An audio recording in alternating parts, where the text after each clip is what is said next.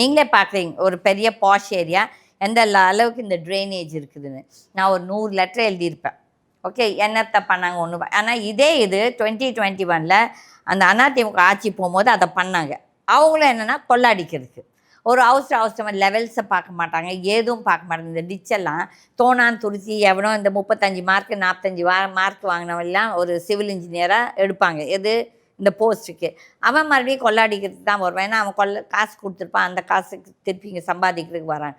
ஆனால் யாருக்குனாலும் அந்த நம்ம நாடு நல்லா டெவலப். நீங்கள்லாம் சுவிட்சர்லாண்டெல்லாம் போனீங்கன்னா நீங்கள் வந்து அப்படியே அந்த தரையிலே உட்காரலாம். இப்போ நம்ம நாட்டில் அப்படி உட்கார முடியுமா ரோட்டில்?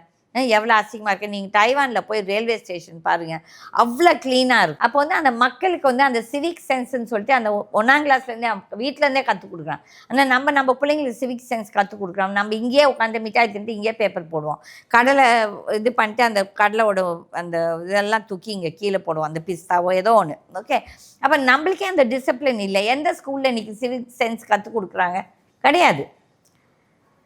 நான் என் ஸ்கூலில் கற்றுக் கொடுத்துட்டு இருந்தேன். ஐ எம் ஹாப்பி தட் என்னோடய சில்ட்ரன் இப்போ எங்கே இருந்தாலும் அந்த அவங்க அதை இன்னும் பின்பற்றுறாங்க. அப்போ அந்த சின்ன வயசில் கற்றுக் கொடுக்கும்போது அந்த குழந்தைங்களுக்கு அது ஒரு டிசிப்ளின். ஆனால் அந்த டிசிப்ளின் இன்றைக்கி அரசியல் தலைவர்களுக்கே இல்லை. அப்போ வந்து இவங்க என்ன வந்து முதலமைச்சர் வந்து நம்மளை சந்திக்கிறார், இது ஒரு பொய். அவங்க எதுக்கு இதை பண்ணுறாங்கன்னா, அவங்க ஏதோ இந்த ஓடிபி எடுத்துகிட்டு இந்த கூகுள் பேயில் வந்து இந்த இப்போ முதல்லலாம் வந்து பட்டுவாடா பண்ணிட்டு இருந்தாங்க. இந்த பணம் 2000மோ 1000மோ 500 அதை வந்து இந்த அவனுங்கெல்லாம் திருடிட்டு இருந்தானுங்க. அவனுங்க அந்த கட்சிக்காரங்களும் திருடுவானுங்க.